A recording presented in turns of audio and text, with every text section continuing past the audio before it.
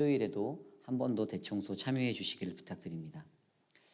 함께 말씀 보기 원합니다. 오늘 우리에게 주신 하나님의 말씀 이사야서 14장 24절에서 27절까지의 말씀입니다. 이사야서 14장 24에서 27절까지의 말씀, 저와 여러분이 한 절씩 교독하시고 마지막 27절 한 목소리로 합독하겠습니다. 만군의 여호와께서 맹세하여 이르시되 내가 생각한 것이 반드시 되며 내가 경영한 것을 반드시 이루리라. 내가 아수르를 나의 땅에서 파하며 나의 산에서 그것을 짓밟으니 그때 그가 뭔가 이스라엘에서 떠나고 그의 짐이 그들의 어깨에서 벗어질 것이라. 이것이 온 세계를 향하여 정한 경영이며 이것이 열방을 향하여 편손이라 하셨나니 만군의 여호와께서 경영하셨은즉 누가 능히 그것을 패하며 그의 손을 펴셨은즉 누가 능히 그것을 돌이키랴. 아멘. 온 땅과 열방을 향한 하나님의 경영이라는 말씀의 제목으로 말씀 나누겠습니다. 온 땅과 열방을 향한 하나님의 경영. 이 세상의 주인, 그 경영자는 누구입니까? 이 세상을 다스리는 이는 대통령도 아니고 기업의 CEO도 아닌 바로 우리 하나님 되십니다. 여러분 이 사실을 믿으십니까? 세상 만물, 온천하, 삼라만상 그 모든 것들이 다 하나님의 뜻 안에서 경영되어지고 흘러가는 것이 바로 우리가 살아가는 이 세계의 하나님의 나라입니다. 오랜 그 역사를 보아도요, 전에도 설명드렸듯이 모든 역사 속에서 제국이라고 불리는 강성한 나라들이 일어났었습니다. 그리고 그 속에서 우리가 믿는 지금 현재 기독교, 또 하나님의 나라는 그렇게 꽃을 피우고 그 명맥을 이어왔습니다. 그런데 중요한 것은 저와 여러분 우리 모두가 하나님이 온 땅과 열방을 통치하시고 다스리신다, 그분이 경영하신다라는 사실을 우리는 기억해야 합니다. 오늘 저와 여러분이 묵상한 말씀 이사야서 14장 24절로 27절까지의 말씀은 바로 여호와께서 아수르를 파하시겠다라는 그러한 예언적인 말씀입니다. 그리고 오늘 읽지는 않았지만 앞선 21절로 23절에서는 바벨론이라는 나라도 하나님께서 파하시리라는 그 말씀이 선포되어지고 있습니다. 오늘 말씀 24절입니다. 만군의 여호와께서 맹세하여 이르시되 내가 생각한 것이 반드시 되며 내가 경영한 것을 반드시 이루리라. 아멘. 우리에게 말씀하시는 그 뜻이 무엇입니까? 하나님이 계획하시고 하나님이 세우신 것 반드시, 하나님의 계획, 그분의 생각, 또 하나님의 경영, 그분이 마음먹은 것, 그분의 뜻, 그것들은 반드시 it will be stand, 반드시 경영된다, 세워질 것이다, 이루어진다라는 그러한 말입니다.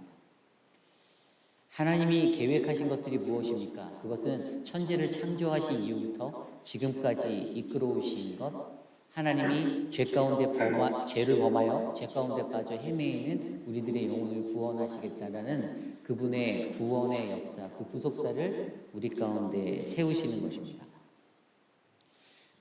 이스라엘을 구원하기 위하여 하나님은 무단히도 노력하셨습니다. 그들이 죄에서 계속해서 돌아오게 회개할 것들을 촉구하셨고요. 그들이 마음을 다잡고 다시 하나님의 자녀답게 살아가는 것들을 꿈꾸셨습니다.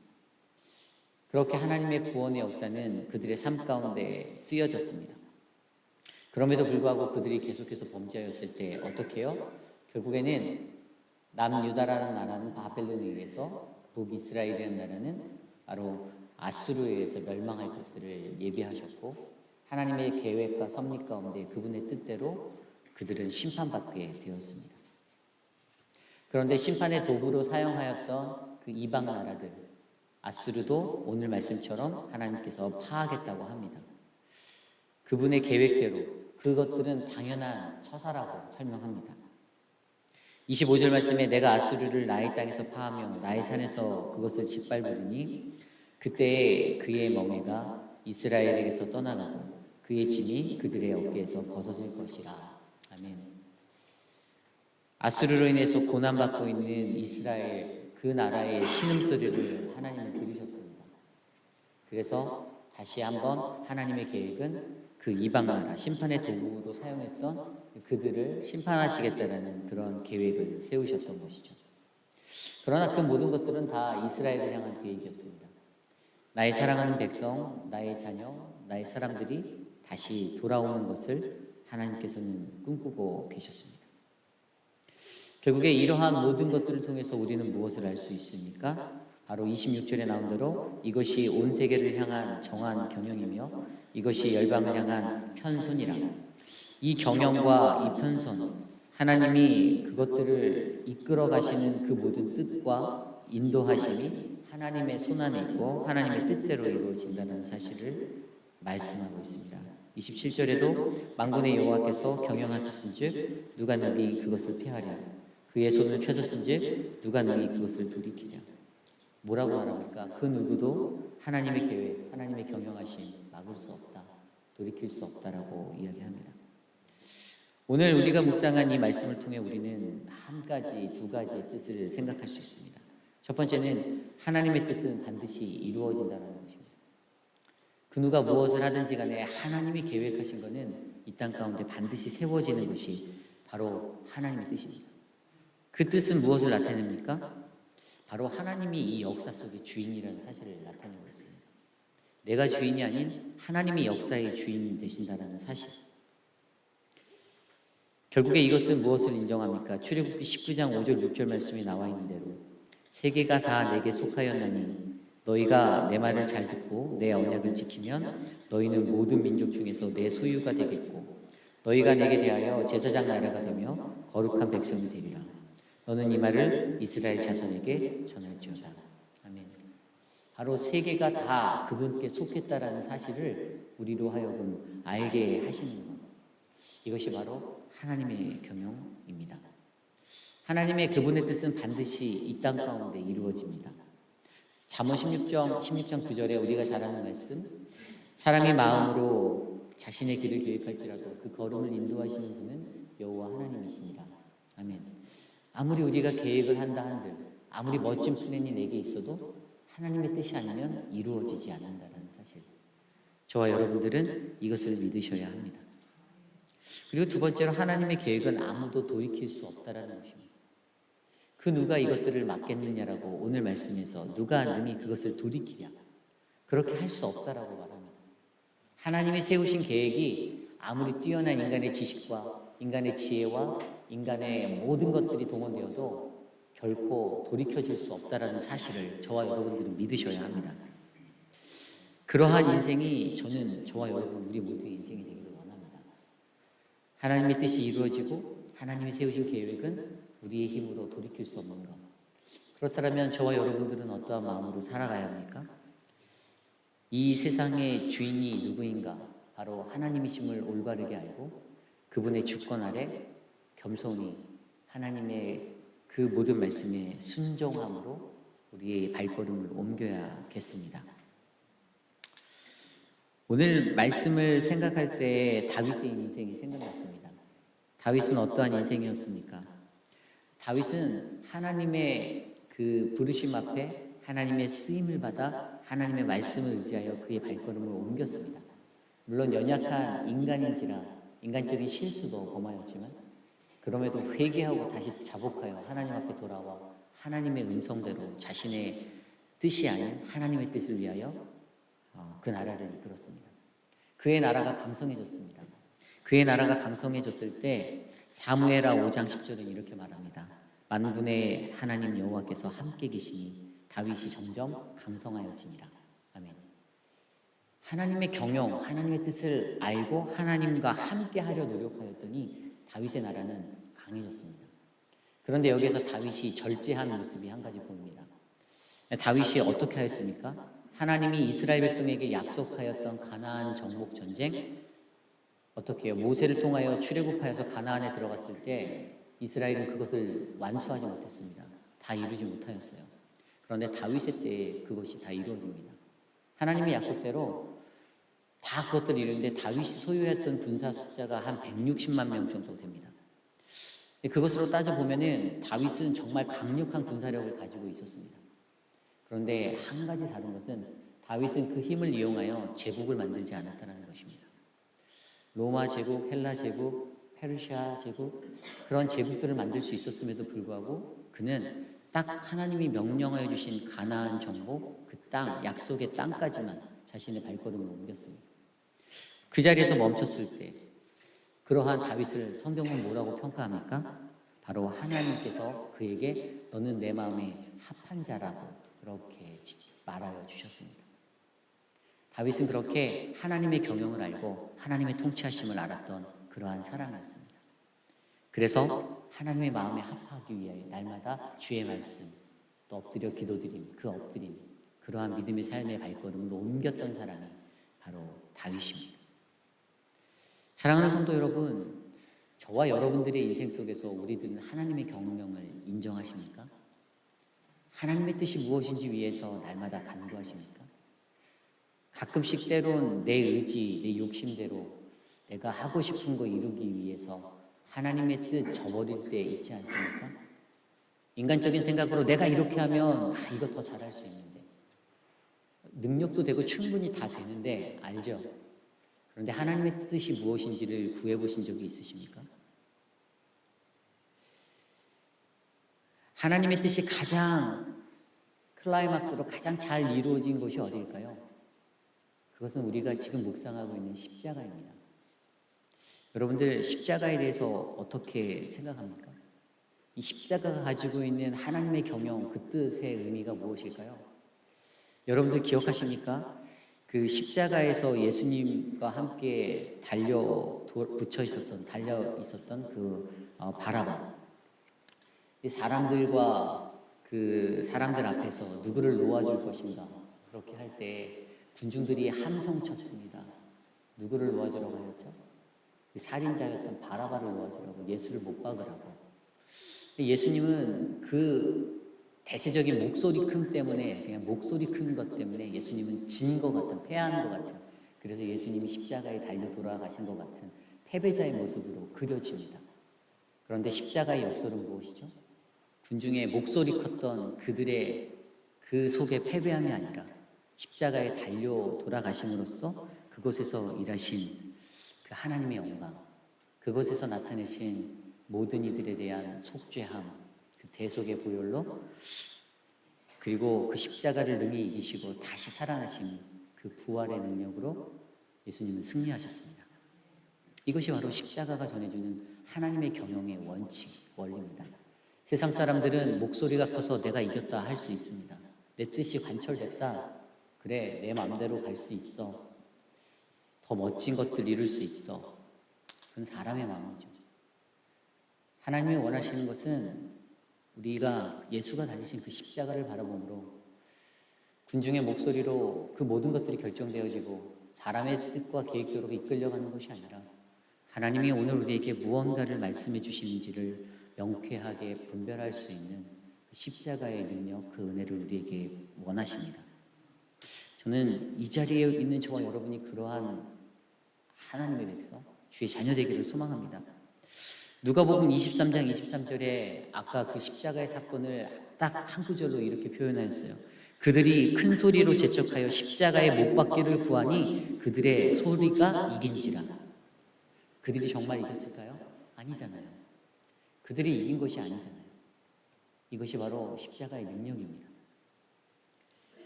십자가에 달려 돌아가신 예수님, 그 예수님을 배반했던 베드로, 그가 예수님의 사후에 이제 자신의 사역을 감당했던 그러한 자리에서 그가 어떻게 나아갔습니까?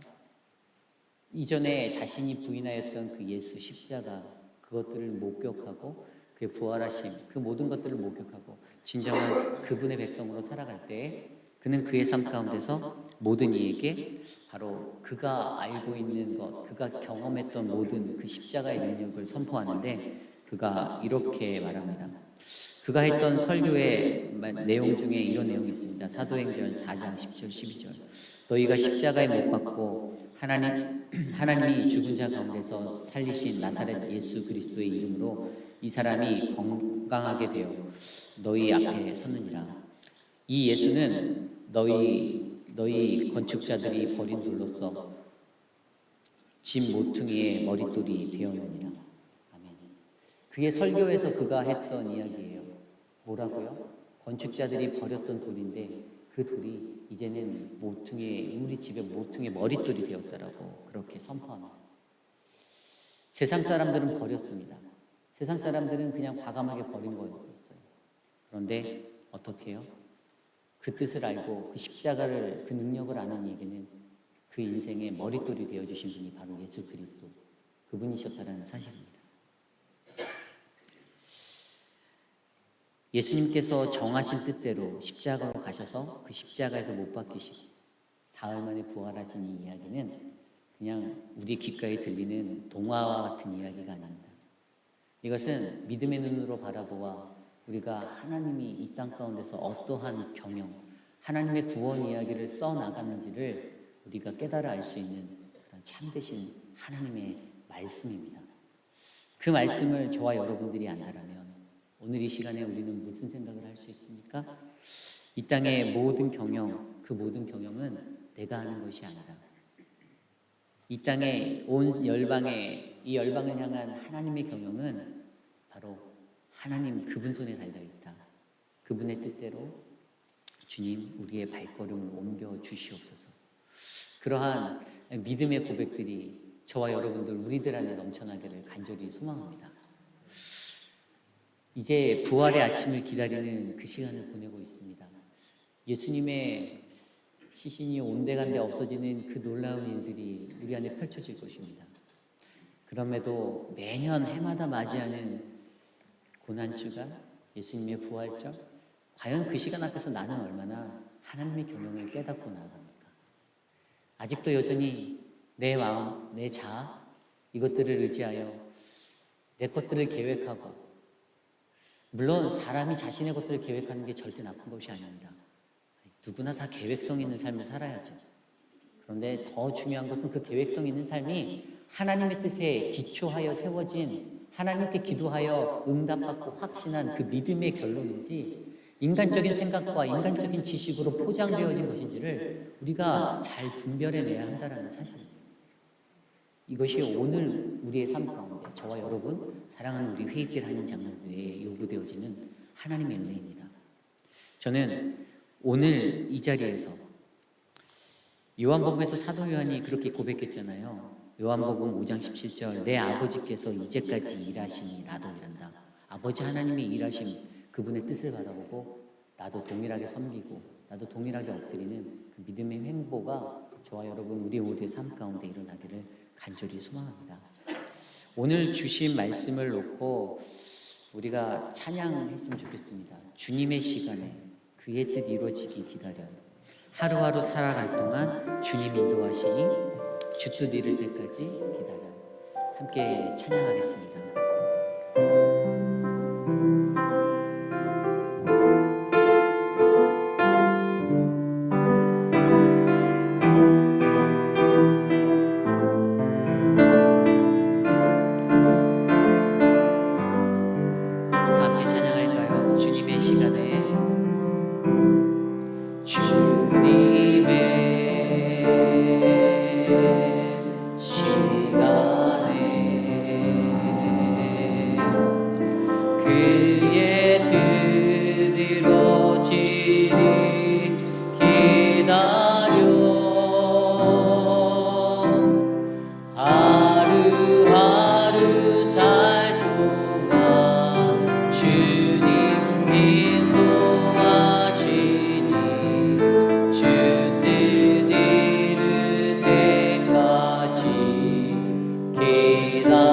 다시 한번 찬양할 거예요. 주님의 시간에, 주님의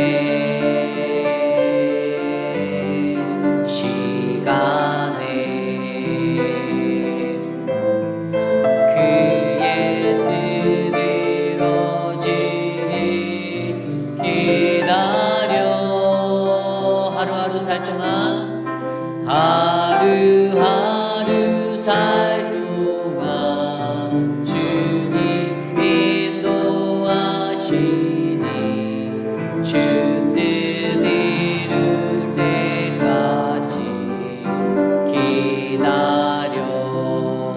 기다려 그때를 기다려 그때를 그의 뜻 이루어지니 그의 뜻 이루어지리 기다려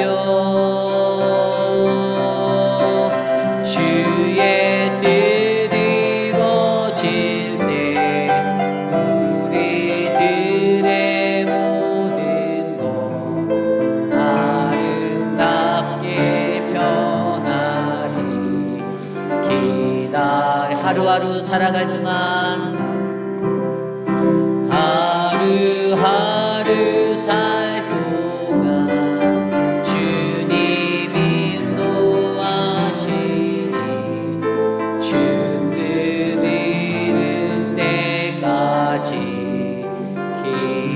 주의 뜻 이루어질 때 우리들의 모든 것 주의 뜻 이루어질 때 우리들의 모든 것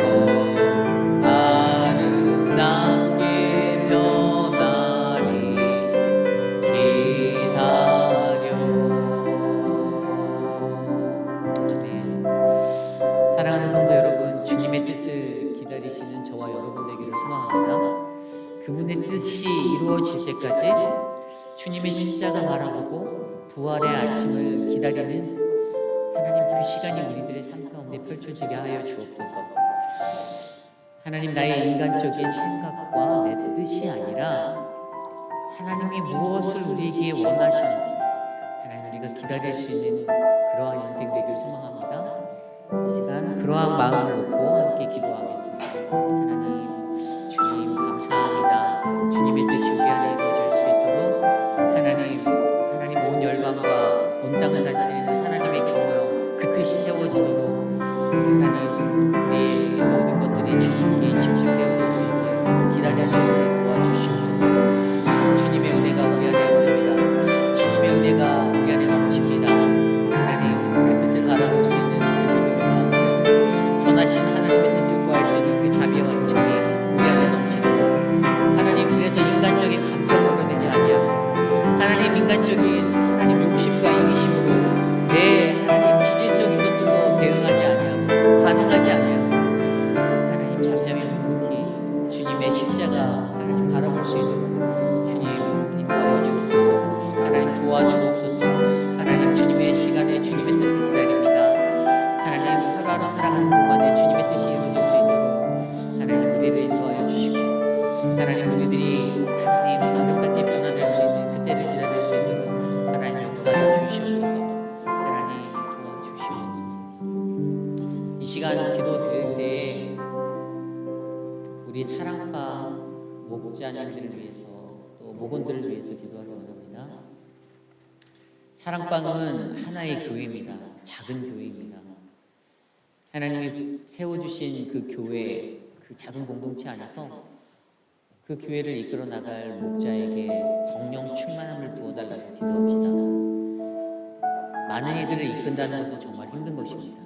너무나도 다양한 모습이 있잖아요. 기질적으로도 너무 다양하지 않습니까?